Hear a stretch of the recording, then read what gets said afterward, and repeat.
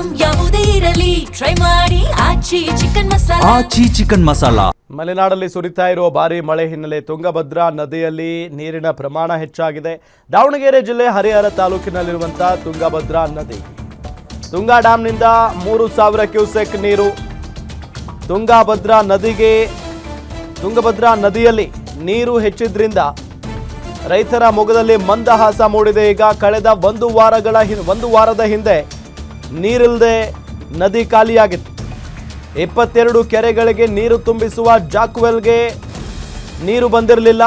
ಈಗ ರಾಜನಹಳ್ಳಿ ಜಾಕ್ವೆಲ್ನಿಂದ 22 ಕೆರೆಗಳಿಗೆ ನೀರು ಲಿಫ್ಟ್ ಮಾಡಲಾಗಿದೆ. ದಾವಣಗೆರೆ, ಜಗಳೂರು, ಮಾಯಕೊಂಡ ಕ್ಷೇತ್ರದ ಕೆರೆಗಳಿಗೆ ನೀರನ್ನ ಬಿಡಲಾಗ್ತಾ ಇದೆ. ಚಿತ್ರದುರ್ಗ ತಾಲೂಕಿನ ಭರಮಸಾಗರ ಕೆರೆಗೂ ಕೂಡ ನೀರನ್ನ ಲಿಫ್ಟ್ ಮಾಡುವಂತ ಕೆಲಸ ನಡೀತಾ ಇರೋದು. ನೋಡಿ, ಜಸ್ಟ್ ಒಂದು ವಾರದ ಹಿಂದೆ ಇದ್ದಂಥ ಚಿತ್ರಣ ಇವತ್ತಿಲ್ಲ. ಒಂದು ವಾರದ ಹಿಂದೆ ನದಿಯೆಲ್ಲ ಖಾಲಿಯಾಗಿತ್ತು, ನೀರೇ ಇರಲಿಲ್ಲ. ಬಟ್ ಇವತ್ತು ಸಿಕ್ಕಾಪಟ್ಟೆ ನೀರು. ದೃಶ್ಯದಲ್ಲಿ ನಿಮಗೆ ತೋರಿಸ್ತಾ ಇದ್ದೀವಿ ನಾವು. ಮಲೆನಾಡಲ್ಲಿ ಸುರಿತಾ ಇರುವ ಭಾರಿ ಮಳೆಯ ಹಿನ್ನೆಲೆ ಈಗ ತುಂಗಭದ್ರಾ ನದಿಯಲ್ಲಿ ನೀರಿನ ಪ್ರಮಾಣ ಹೆಚ್ಚಾಗ್ತಾ ಇರೋದು. ದಾವಣಗೆರೆ ಜಿಲ್ಲೆ ಹರಿಹರ ತಾಲೂಕಿನಲ್ಲಿರುವಂಥ ತುಂಗಭದ್ರಾ ನದಿ, ತುಂಗಾ ಡ್ಯಾಂನಿಂದ 3000 ಕ್ಯೂಸೆಕ್ ನೀರು ತುಂಗಭದ್ರಾ ನದಿಗೆ ಬಿಡಲಾಗಿದೆ. ತುಂಗಭದ್ರಾ ನದಿಯಲ್ಲಿ ನೀರು ಹೆಚ್ಚಿದ್ರಿಂದ ಈಗ ರೈತರು ಖುಷಿಯಾಗಿದ್ದಾರೆ.